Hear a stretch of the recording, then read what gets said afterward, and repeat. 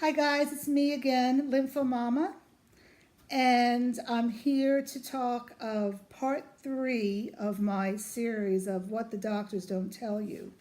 And this time we're going to talk about neutropenia. Again, I am a mom, and my daughter Lena, at age 19, was diagnosed with Hodgkin's lymphoma stage 3B. She's back at school and she's doing fine, so that's good. Anyway, neutropenia. Whoa, never heard of that word. Have you? But I did get a book when she was first diagnosed, and I read a whole chapter on neutropenia, and it scared me to death. Basically, it explained that the chemo can basically wipe out your white blood cells, so your body cannot fight off any infection. And it's crucial that you get to the hospital right away so they can help you, because it's a life and death situation. So when we had a meeting about the chemo, everybody stressed to us, you need to monitor your daughter's temperature throughout her chemo. If it gets to 101, she has 1 hour to get to the hospital, and that it's a life-threatening emergency. Okay, well, this really freaked me out, especially since we lived in the Washington, D.C. area, and it takes us an hour and sometimes 10 minutes to get to the hospital, and then that's on a rush hour time. But then if there's a game at the Washington Nationals baseball field, that concerns me. There could be accidents on the Beltway. So the first thing I did is I got online, I saw when the Washington Nationals played baseball, and I marked that on my calendar so that if we had to rush her to the hospital, we would not go that route. We would go another route, because we had 2 ways to go. Over the Woodrow Wilson Bridge or through town, which you probably don't need to know because you don't live where I live. But anyway, so we had her first chemo, as you know. The first day we had to go back in the hospital for 3 days. 2 nights, 3 days, okay? And I told you we came home, and then on Monday we went in to get that Nuestra shot, which helps the white blood counts come up. Okay, so keep that in mind. So she continued with her first cycle and came home, and we were told if she's going to get neutropenia, it's around the 12th day, give or take a day of the cycle. So I counted that out on my calendar, and that would have been a Sunday. So I had 2 thermometers on different levels of my house, and I think it was 2 days before she started flirting with a temperature, but we were told if it goes up a little, don't worry. Well, that's easy to say, right? Especially if you're the patient or the mom. But it was Sunday, 12 days into her first cycle, and her temperature at 10 in the morning was, it was creeping up. And at 1 o'clock, I think it was like 99.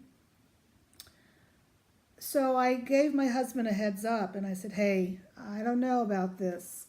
Be on call. I mean, he was home, but he was working outside, that we may have to run her to the hospital. So 3 o'clock, she wasn't feeling good, so I start packing bags. I pack her bag and my bag. What do you put in the bags? You put in underwear, change your clothes. That means sweatpants and tops. And for the moms, you do the same. You bring your face wash, you bring pajamas, you bring something, flip-flops to take a shower if you're going to stay there, okay? You got to take care of you too. And it was probably around 7 o'clock at night, and her temperature got to 101.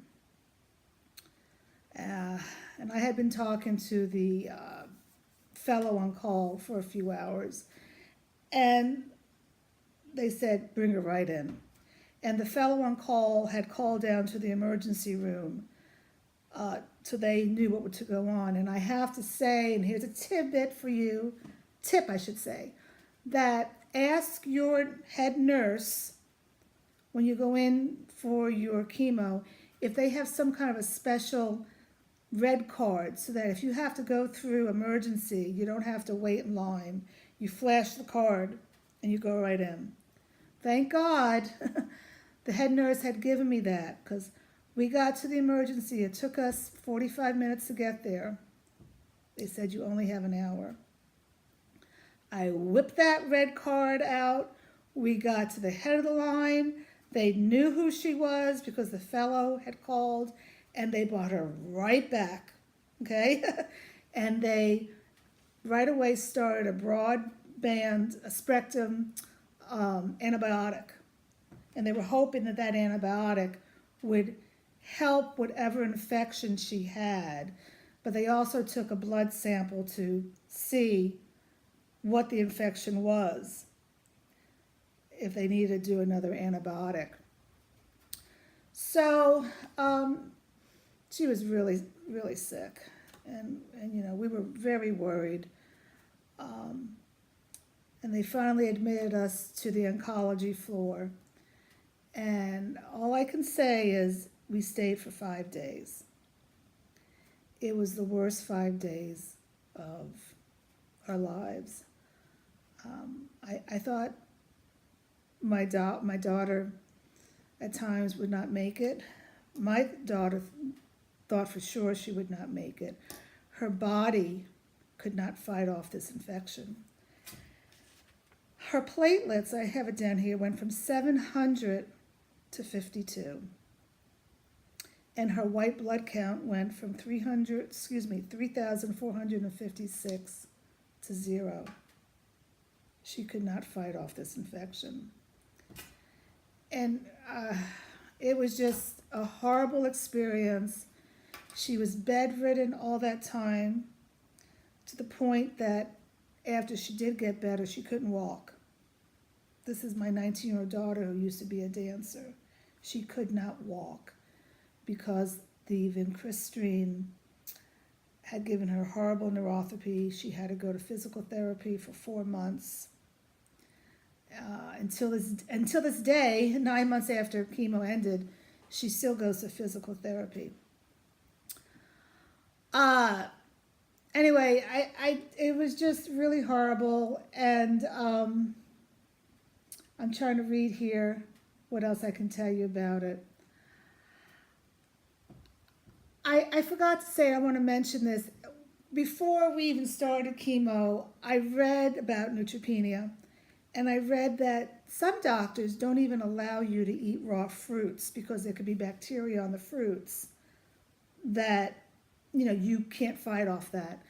So when my daughter couldn't drink water because it tasted terrible, I put lemon slices in her water. And she was like, this is great, I can drink water. Well, when she got neutropenia, I swear I thought I gave it to her with those lemon slices.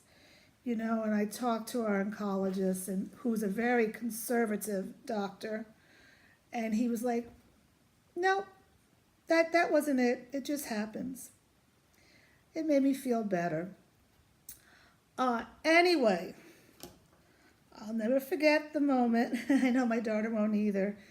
Because every morning, all these fellows, since we were in a teaching hospital, would come in and get around her bedside and take notes. They had podiums that had computers on it.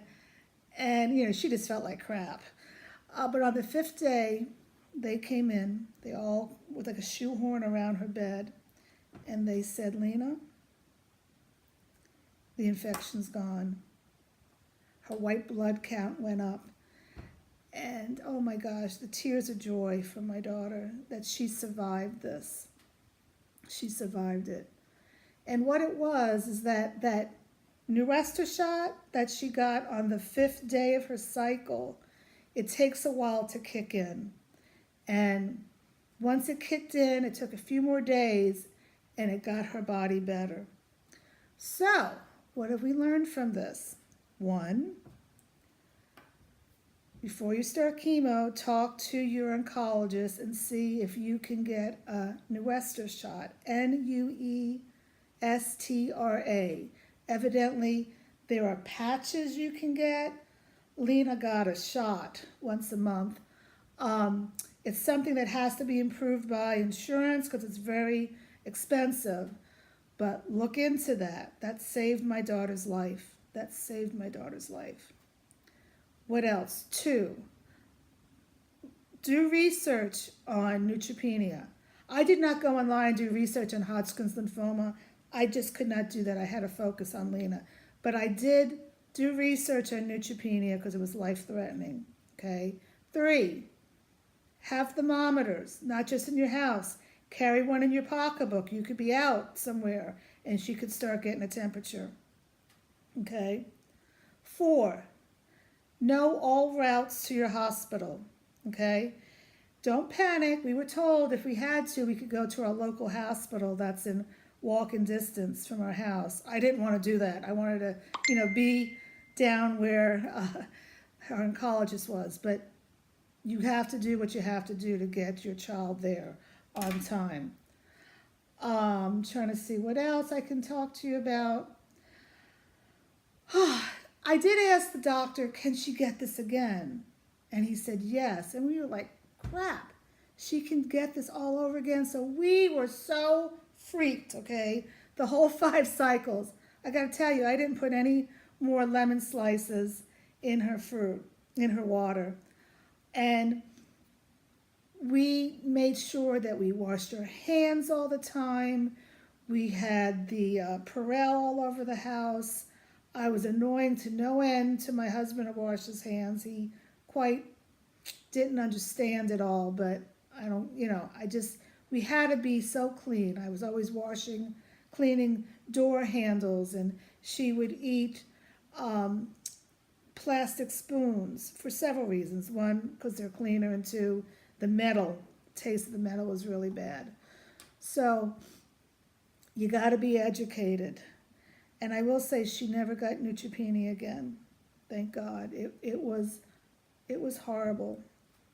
I said last video that constipation was worse than chemo. I take that back. Neutropenia was the worst. And this all happened her first cycle. It was a total bitch.